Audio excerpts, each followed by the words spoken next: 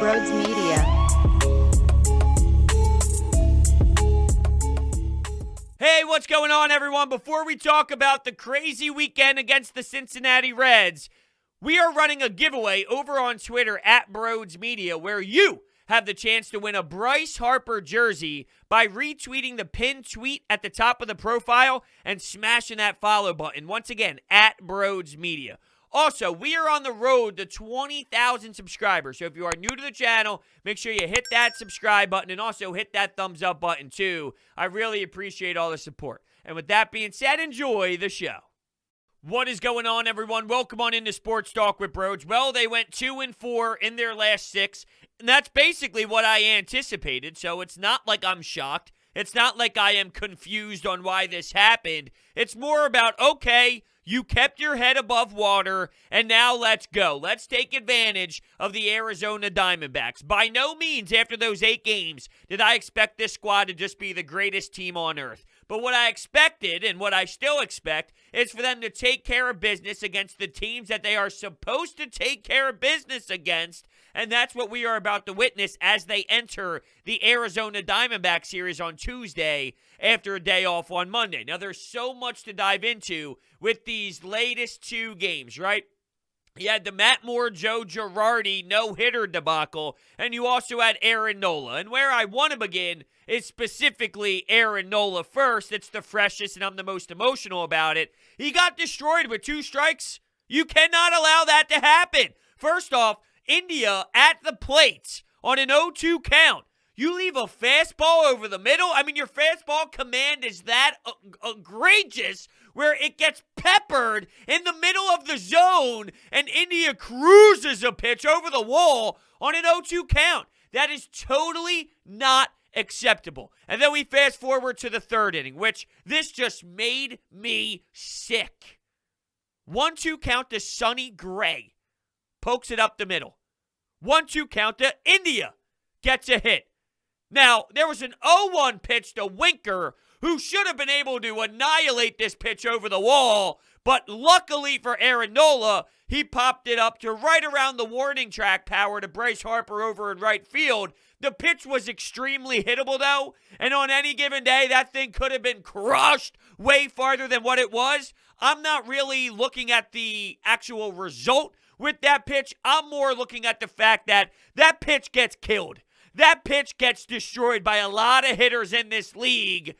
They missed it. There's no doubt about it that Winker ended up missing that pitch. It was a good cut, and it was a good swing, and it was a good pitch to hit. So if we're just dissecting the Aaron Nola angle to that 3rd inning, that's an at-bat that might not be discussed as much as it should because of all the other problems that happened with 2 strikes on him in that inning. That was only an 0-1 count. But then we go to Akiyama with the 1-2 count on him. So 1-2 count, 1-2 count, 1-2 count. What are we doing here? We're fooling around, and we're starting to try and get cute and fancy. Why? Because there's no command with his fastball. It all stems from a simple damn fastball. If you don't have command of your fastball, good luck. I talked to Ricky Bowe about a week ago, and he laid it out pretty simply for me. He believes that hitters are up there just waiting for off-speed pitches because they don't have to worry about Aaron Nola's fastball. That's the reality of the situation. And you can make the argument, and we saw it late, and I'll get to the Connor Brogdon stuff because it was embarrassing that was called a ball when it was clearly in the strike zone. But prior to that situation, it was a very friendly strike zone for Aaron Nola to the point where Castellanos ends up getting kicked out of the game super early for getting in the face of the blue. Now, I got a lot of problems with that. I'm not here to watch you behind the plate, sir. I'm here to watch a Reds team, a good Reds team, compete against a Philadelphia Phillies squad at Citizens Bank Park, unless he said the unthinkable. Unless he said something so disturbing and so flat-out disgraceful, which I can't imagine that happening, there's no reason to throw him out of the game that early. Now, I didn't see anything or hear anything or hear anyone on the Reds side speak, so maybe I'm missing something, but just going off the look of it here, Castellanos has enough of a track record in this league to demand some respect, and I thought that was absurd, even though they had a case. I mean, let's be realistic. Some of those pitches are off the plate. They absolutely had a case to be all upset. To kick him out, though, that early, it's a joke. It really is. So Aaron Nola went 4 and a third, 6 hits, 4 earned runs, 3 walks, 4 Ks. All 6 hits, 2 strikes. You want to get on JT Realmuto for some of the pitch selections? Fine. Absolutely fine. But there's also an element here where Aaron Nola has the power to shake things off. Aaron Nola has the power to say, no. I want to go here. I sense, as much as we want to rip apart JT because it's an easy target, he's calling the game based off of the way that Aaron Nola feels about his own pitches.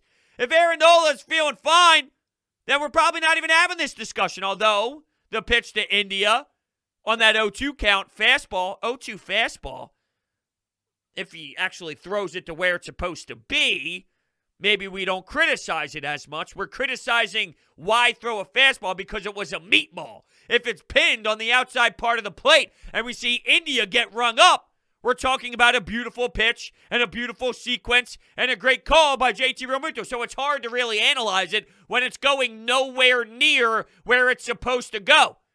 Where it looks like it's outside and bang, right before you know it, there's enough movement on it and it hits the outside corner, it nicks it and bang, you're walking back to the dugout with the strikeout.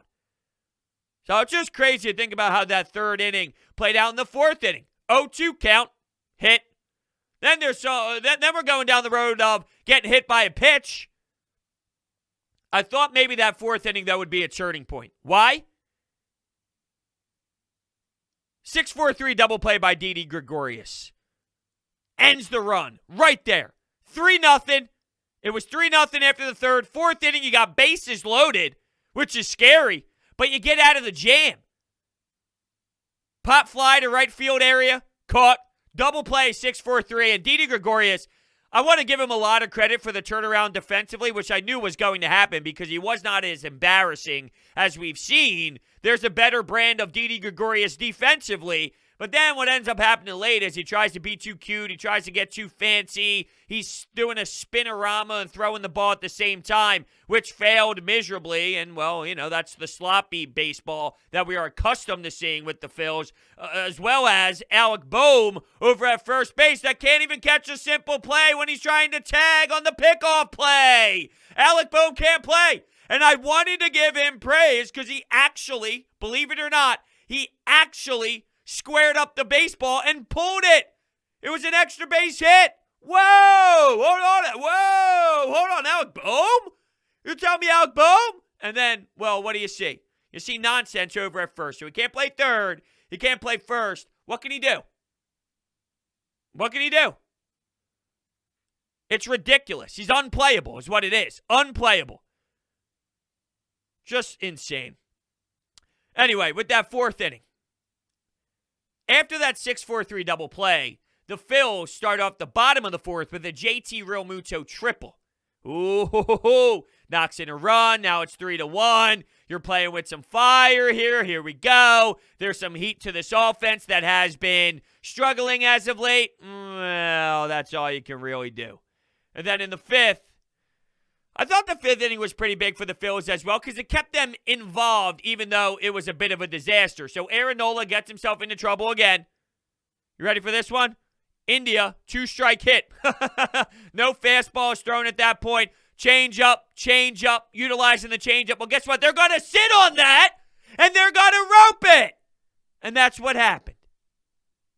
Bases loaded. Falter comes in and limits it to 1 run. It could have been significantly worse. It could have been way worse. But you limit it to 1 run. And that's so big because in the fifth inning, the Phils had some runs going on. They loaded up the bases on Sonny Gray.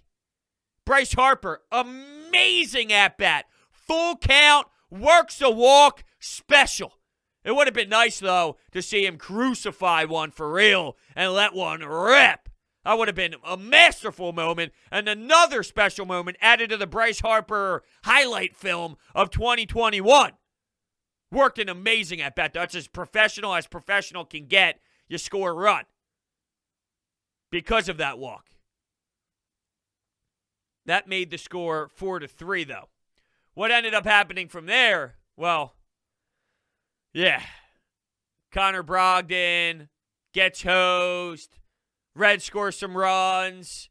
Then from there, you basically you didn't have enough for sure. Hector Neris allowed a home run. That was a bomb. So things got ugly, right? Did the umpire turn the game around? No doubt about it. Is it frustrating? No doubt about it. I was watching that game, and I thought to myself, especially 6th, 7th, 8th inning or so, I don't know why. I feel they're just going to snag this victory. They have no right to win. They really don't deserve to win. It felt as if it was going to be a game where they win, and it's not deserved. But at the end of the day, it doesn't matter. This is a close race. It clearly does not matter how you win. Just win some baseball games. And if you won this series, it would have been fantastic, considering 2-4 was basically what I expected to see. Well, there was an at-bat late where Gene Segura had an opportunity. Men on 2nd and 3rd. And think about if Segura got on, you're talking your top dogs getting ready to rock after Gene Segura, right? You're talking about the meat and potatoes of your lineup, even without Rhys Hoskins. You're talking about the top dogs. Well, that really hurt. That really stung. And that basically killed a lot of the momentum that was there. Not that there was a lot of momentum there. If there was any to grab, it was that. For sure, with a couple guys on and 2 outs in scoring position. Could have gave you that buzz, could have gave you that jolt, but unfortunately that was not the case. So it's extremely disappointing, especially with Aaron Nola and the Dodgers' performance. 4 innings pitched, 7 Ks, and 0 walked batters. You were hoping that maybe, even though the rain delay and Mother Nature snagged that epic performance from Aaron Nola his last time around, you would think that maybe there would be some building off of what he did and utilizing the word momentum that I just talked about for that at-bat by Gene Segura and the Phils. Aaron Nola struggling to grab any sort of momentum based off of when he's doing solid. When he does something good, it's normally something just afterwards. Well, how is that the case? And I will admit, I am not going to say that Aaron Nola stinks, he sucks, he's the worst, he's the worst pitcher ever. He's not a bum. Aaron Nola is not a bum. This year, it's been so damn underwhelming. That is so easy to say. And it's real. He's been underwhelming. There's a repertoire in Aaron Nola that is very capable of being a successful Major League Baseball pitcher.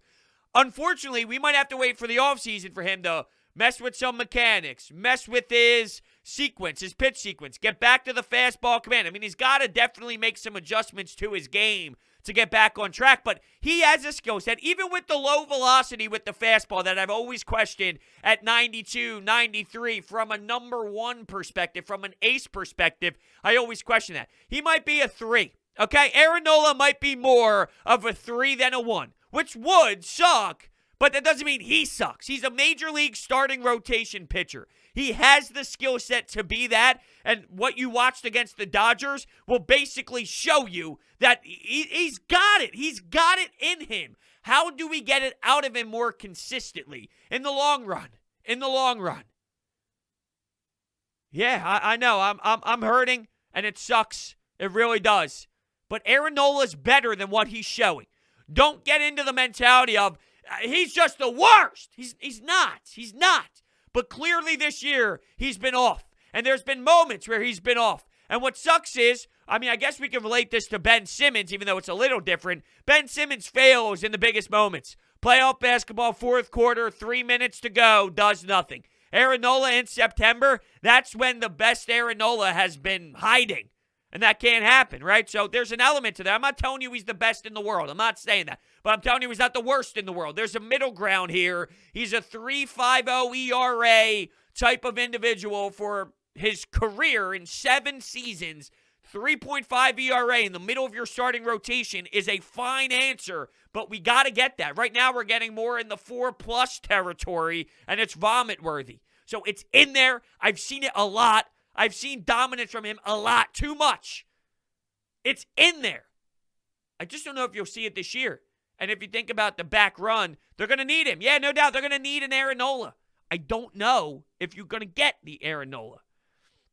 I saw on 97.5 The Fanatic on their website, Dylan McKinnon put up a piece about making the case for Andrew Knapp to be catching for Aaron Nola because of the whole calling the game problem, and I know that's resurfacing once again. I'll say this about that topic. I don't care about Aaron Nola and Andrew Knapp and Andrew Knapp's ability to call games. He blows at hitting. And there's no way in hell I can justify taking JT Realmuto's bat out of the lineup at any point for Andrew Knapp's bat. Whether it's him calling a better game or not, that's not better than the alternative, which is an average game from JT Realmuto or a little bit below average game from JT Realmuto and his hitting. Because his hitting is what's going to help this team. This team's going to thrive. Why? It's not going to be because of dominant pitching. I'll tell you that for free. It's going to be because of the offense. That 8-game winning streak was all because Bryce Harper was on a surge and Rhys Hoskins was on a tear, and hopefully we see him back soon. And Didi Gregorius had some pop to right field. And Gene Segura was continuing to strive with 300 hitting. At the time, Odubel Herrera was providing a nice spark for you too, having multi-hit games in 4 out of 9 games. So all that was your offense. That's how you're going to win. So you can't take away from your offense at any point. You just cannot do that. Before we get to the second game of this series where the Phillies actually won, and I want to hit on Matt Moore getting yanked, I do need to tell you about my friends over at DraftKings. Everyone's favorite time of the year is right around the corner, college football season. And to celebrate, DraftKings Sportsbook, America's top-rated sportsbook app, is putting new players in the center of the action with $200 in free bets instantly if you bet $1 or more on any college football game. Take advantage of this limited-time offer right now. You heard right. DraftKings is giving all new players $200 in free bets instantly when you place a bet of $1 or more on any college football game, no matter what. Head to the DraftKings Sportsbook app now to check out all of the great promotions and daily odds boosts that they are offering. Download the DraftKings Sportsbook app right now and use promo code Brodes to receive $200 in free bets when you place a $1 bet on any college football game. That's promo code Brodes to get your free $200 in free bets instantly for a limited time. Only at DraftKings Sportsbook. Must be 21 or older. Pennsylvania only. New customers only. Restrictions apply. In partnership with Meadows Racetrack and Casino. See DraftKings.com/sportsbook for details. Gambling problem? Call 1-800-GAMBLER. And okay, let's get to Matt Moore, right? So Matt Moore was yanked. 6 innings pitched, no hit baseball, 8 strikeouts. I was on the radio at the time, so I remember watching and then randomly seeing Hector Neris out there. So I had to bring in the producer. I said, yo, Dan. Dan Fritz was producing, always does a fantastic job. What the hell happened to Matt Moore? Did I miss something here? And he said, no, he basically just yanked him out of the game because he thought maybe it would be in his best interest to go in another area, to go in another direction. My first thought was, oh, I don't know if I like that, right? Someone's pitching a gem. You give them the responsibility or the opportunity to go out there. Like, that's your responsibility as a manager. Go out there and fight until you give somebody a base, until you allow a hit. You give Matt Moore a chance. Then we went to a commercial break. And during the commercial break, because that happened right before the break, right? So during the commercials, the more and more I thought about it, I was totally okay with yanking Matt Moore. Here's the thing. I see both sides. Keeping him in, I would have been okay. I would have accepted it, and I would have understood. Moving on from a guy who's close to 7 ERA to go to your bullpen that has been solidified into a nice rhythm with Hector Neris, with Archie Bradley, with Ian Kennedy, also is okay with me. And guess what? They did the job. They did the job just fine. Did Archie Bradley allow a 1-run home run, a solo shot home run? Yes, he did. But that wasn't even close to hurting the team. That wasn't even close to breaking the game wide open. Joe Girardi pushed all the right buttons. And when he did bat Matt Moore in that bottom of the 6th inning, before he was no longer in the game, they used a sacrifice bunt that moved a runner from first to second, and that runner came around to score such a big run. So Joe electing to keep him in there, save some of the bench, bunt the baseball, using Matt Moore also was the right button to push. I saw nothing wrong. The game was executed perfectly. Matt Moore is not a stellar pitcher. This is not Zach Wheeler. This is not anybody else. Okay, I was going to say Aaron Nola, but we know we don't feel the same way about him anymore. It's not Zach Wheeler. That's really the only name I can use. Maybe you want to throw Kyle Gibson in there, fine. But we've seen Joe allow Zach Wheeler to go the distance. We've seen him allow Zach Eflin to go the distance. We've seen him allow Aaron Nola to go the distance. Not allowing Matt Moore to go the distance is not going to eat me alive, and it's not going to piss me off. I had callers call in red hot and fired up in the moment saying this is Joe just wanting to be the face of the Phillies. He wants to get all the questions afterwards and be the big shot to answer all the questions about that decision. What? What? You think Joe wants to answer more questions? If anything, he wants to do the complete opposite. And then I hear, well, that's not baseball. That's not baseball. Yeah, you're an older gentleman is what you are. You're an older gentleman. The game has changed. He's been in the bullpen, and he's being stretched out as a starter. So you throw 76 pitches when you're accustomed to being more of a reliever right now.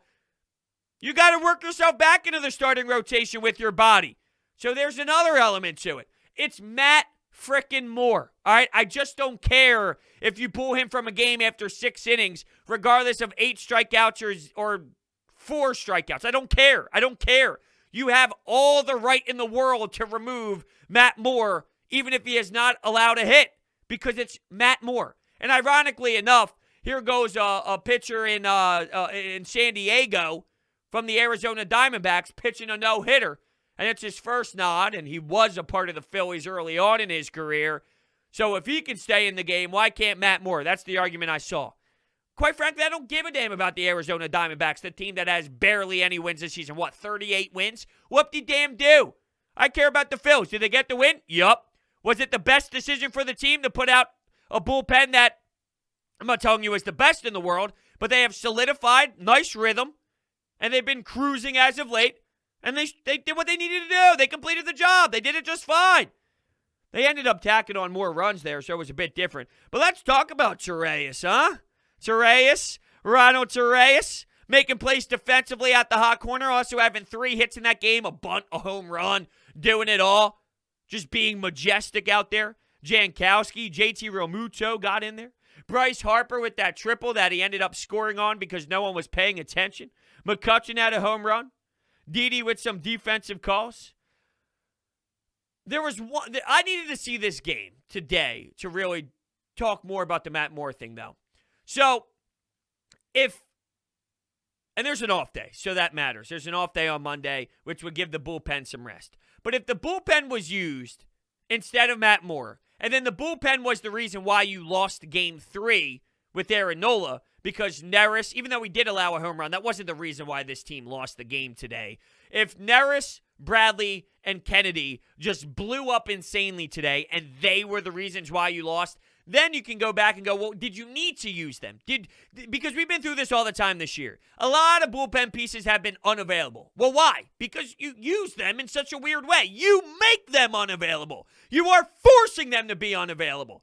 If that was the case, then I would feel differently about it. I needed more context. I needed more data. I needed more information. Now with the off day on Monday, seeing how Sunday played out, there was no correlation with the loss and the usage of the bullpen instead of Matt Moore. No correlation.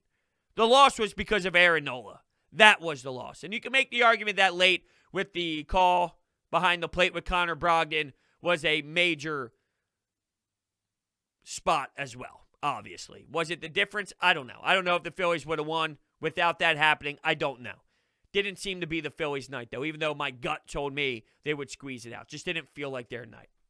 All right, so let's get to the Anytime Hotline. I got a couple different games here to roll through. So I guess we'll start with the most recent one. And I don't know how many we're going to get to tonight, but I'll just start here with the reaction to the loss on day 3. Sunday afternoon loss. Aaron Nola on the bump. Here we go. All right, so the Phillies just lost their second series in a row after their 8-game win streak. Obviously disappointing. Aaron Nola has been a colossal disappointment this year. And just to prove that, Nick Pivetta actually has a better ERA than him this year, which I hate to say, but it's a fact. He's just been a colossal disappointment. And Rhys Hoskins really needs to hurry up and come back because nobody wants to pitch to Bryce Harper. No pitcher wants anything to do with him, and they just keep on walking him. So he needs as much protection as possible. Just need to get back on the right track. Yeah, for sure. And I kind of saw that this was going to be the way that it plays out. And you're right. There is some legitimacy to Rhys Hoskins not being there and how much that adds to the value of where this this core is and this depth is with the batting order. I wish that Gene Segura didn't have to bat leadoff. I would love him in the 2-hole. So then you can have Gene Segura in the 2, Bryce at the 3, Rhys Hoskins at the 4, maybe throw Didi at the 5 and JT in the 6. So you can go righty, lefty. Well, it would really be righty, lefty, righty, lefty, righty. You can throw that element in there for sure. If you can find someone who can lead off, if it is Odubel, then it's lefty, righty, lefty, righty, lefty, righty, which would be, something that maybe you're looking for. I just don't love where they're at leading off-wise. Maybe you throw Andrew McCutchen back in there, although he's shown some signs of success outside of leading off, but because you're desperate and I don't trust the Odubels and the Jankowskis of the world, you go with a veteran who has done it before, even though he struggled earlier this season. Maybe there's enough of a refresh button that was hit that would give him the nod and the ability to go out there and execute. But yeah, getting back to Rhys Hoskins, it's a big loss for sure. Is it the reason why they lost 4 games out of 6 against 2 really good teams? No, I don't think that's the case, but it absolutely hurts you when he's not there compared to when he is there. No doubt about it. He has 24 home runs on the season. He's hitting 244 or so, and that's definitely some damage that can hurt other teams. The power, the doubles in the gap. And you're right, Bryce Harper, you want to put him on base? Fine. Here's Rhys Hoskins right behind him. It's a lot deadlier, and it's a lot more concerning when he's there, no doubt. And I will say, though, with this Red series, with the Dodgers, especially those first 2 games, they weren't really involved. But against the Reds, they weren't outclassed. And the Reds are a good team. They're winning over 60 games. They're a strong team in the NL Central, battling a little bit behind the Brewers because the Brewers are winning some baseball games and whatnot. But they weren't outclassed by a good playoff team in the Cincinnati Reds. They're in the mix for a solid playoff possibility, this Reds team. I don't think the Phillies were outclassed. You look at what happened late, and it turned into a disaster because of a really big blown call. And I don't know, like I said, if that would have been the difference in winning of the game or not, but the Phillies were in this series with the Reds. And I knew once they lost the game with Wheeler, they were going to win the game with Matt Moore because that's just bizarre and weird and describes Philly baseball. It's crazy because in years past, you tell me you got Wheeler and you got Nola both going in a series, you basically have your 2 wins right there. Well, those were the 2 games you lost in this damn series. Crazy. Tough loss on Sunday for the Phils. I'm not too worried. I saw somewhere it's like 8 of the next 28 games are going to be above against teams that are above 500. So it is what it is. The problem I have, first of all, I don't know what Sean Barber was seeing. I really don't. Maybe he should have taken the shades off. I kind of thought something would change when that ball hit the backstop, skip back, hit him in the head. Thought it'd maybe knock some sense into him, but just tough to watch. Aaron Nola can't finish anything. Awful. And then, of course, Herrera. You've got to be running. Doesn't matter. Just have to run. Cannot, it's laziness, and that'll cost you games. Alec Boehm not catching a ball that literally, hell, I could stand there at first base and catch a pickoff throw to the chest. I know. It's so crazy to think about where Alec Boehm has been. He's lost it. I mean, he's just so defeated mentally on the defensive side of the diamond that he can't do anything right. The most simple, basic plays in baseball, he can't catch a pickoff play and apply a tag to a runner. That's what he cannot do. He can't. We're not even talking about a simple ground ball, which in its own right should be done blindfolded. That's right, blindfolded. Yet he can't catch a baseball and swipe a tag down without having to chase the ball the other way. And you can see it in his face. He's got nothing.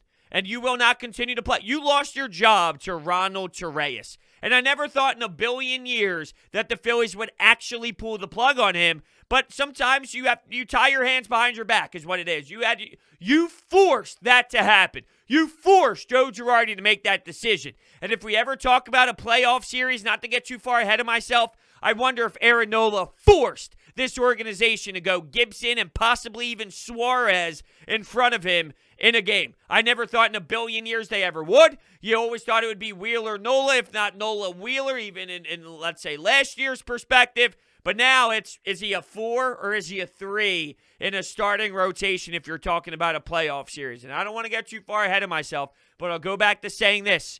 You have to be able to handle the emotions. During that 8-game run, it was clear that they were going to lose some games and tougher opponents were on the way. One of the reasons why we think they can win the division is bad, even though the Braves are winning some baseball games, and because your schedule was pathetic. And I had a caller today, I remember, it was Lance from Arizona, and he was not happy at all and said he doesn't trust this team at all. He's been watching them for 3 years, and all he's seen is underachieving the bad teams, whether it was the Pirates earlier in this recent little run or whether it was the Marlins in years past. He has no faith that they could beat all these easy teams left on the schedule, even though everybody keeps mentioning that that's what is next on their schedule. And I said, Lance, I was on your side 1,000 out of 1,000 times before this 8-game win streak. But this 8-game win streak was not fake and foolish. It was the best version of baseball we've seen out of the Phillies in 3 years. I never thought it was in them. I never, ever, ever, ever seen anything close to that where because I saw it, there was something in there. It wasn't a fugazi one because they beat the Mets and they beat the Nats and those teams aren't good. There was something to be said about the way they were playing, their swag, their power, the audacity by them to step out there and dominate the way they did. The Phillies did that. The Phillies did that. We've never seen that in 3 years. So go take care of business against the teams that you can beat. Will they? I don't know. But I feel better about it now after seeing those 8 games than I ever did before. Because before that, I was saying the same thing as Lance. I've seen them lose 2 or 3 to the Pirates. I've seen them lose to the Marlins. But now I can go back and say, well, I saw them dominate teams they should in a way we've never seen them do it before. So is there something to that? Possibly. All right, let's take a call here. This one might be in the bunch of the Game 2 Matt Moore situation. Hey, Brodes, watch that Saturday game and answer this question. Who is your everyday third baseman? There's only one answer I'd like to hear, a real exciting answer from you. Who is your third baseman after watching that game? He had 3 hits, home run, an excellent bunt. Who is he? Thanks. Bye-bye. Oh, it's simple, baby. It's my everyday third baseman, Ronald Torreyes. It's funny because on Twitter, I'm obviously being sarcastic with it. I'm not. I mean, I do love him at third base, but it's by default. I don't want Ronald Torreyes to be your everyday third baseman for the future of your franchise. It's because I don't want Alec Bohm there so much that Ronald Torreyes deserves to be out there. But because I'm so sarcastic and kind of jerk-off-ish about it on Twitter, there are some that don't recognize it and don't really, I guess, know who I am. So when they see that fly up on their feed, like, who's this idiot who thinks Ronald Torreyes is some stud third baseman? It's not about that. It's just I don't want Alec Bohm anywhere near my baseball team. That's what it is. That's the answer. I don't want Alec Bohm sniffing playing time because he's not good enough defensively and he destroys you. I don't want to hear about a nice double in the gap because that does not justify the decision of making so many boneheaded, simple, basic plays. It does not weigh one out. It just doesn't. So it's disappointing, but it's reality. I want to thank everybody so much for listening to this episode of Sports Talk with Brodes. Off day on Monday, and we'll see what happens against the Arizona Diamondbacks starting Tuesday night. Thank you all so much, and I will see you next time.